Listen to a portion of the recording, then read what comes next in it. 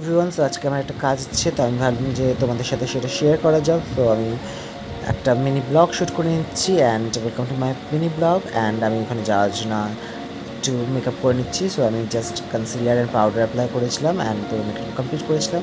So তোমরা দেখতে থাকো অ্যান্ড তোমরা ভাবতে পারবে কোথায় যাচ্ছি না যাচ্ছি। তো আমরা টোটো করে বেরিয়ে পড়েছিলাম যাওয়ার জন্য, আর আমি আর আমার বোন চলে এসেছি। অ্যান্ড তোমরা পুরো ভিডিওটা দেখো, তারা সবটা জানতে পারবে।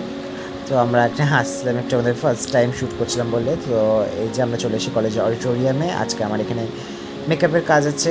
সো চলো ভিতরে যাই এবং দেখি কী কী হচ্ছে আজকে। তোমরা পুরো ভিডিওটা দেখো।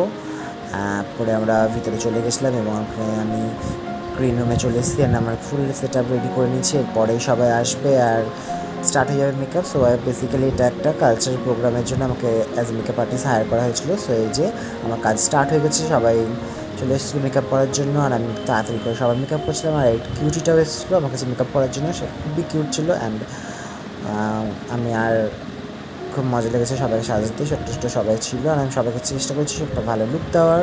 সবাই ওয়েট করছে। এই যে আমার বোন শাড়ি পরাতে হেল্প করতে আমার কাছকে এসেছিলো আর তার কাজের ফাঁকে আমি একটু চলে এসেছি প্রোগ্রাম দেখতে। অ্যান্ড ফাইনালি এই যে আমার দিদিদের গ্রুপটা, টিচার্স ডে, ওটা হচ্ছে আমার দিদি, ওদের স্কুলেই প্রোগ্রামটা ছিল। আর আমরা এখন হয়ে গেছে প্যাক আপ আর আমরা ফুললি এক্সস্টেড হয়ে গেছি আর টায়ার্ড হয়ে গেছি। প্রায় 3 ঘন্টার কাজ ছিল। আর পরে ওখান থেকে বেরিয়ে আমি আমার ফ্রেন্ডদের সাথে একটু মলে এসেছিলাম। তোমরা কমেন্ট করে জানিয়ে আমি কোন মলে এসেছিলাম। আমি ট্রাই করেছিলাম, যদিও নিয়ে আমার পছন্দ হয়নি। তারপরে আমি লাস্টলি এটা খেয়েছিলাম সাউথ ইন্ডিয়ান ফুড অ্যান্ড তারপর বাড়ি চলে গেছিলাম। Thank you so much guys.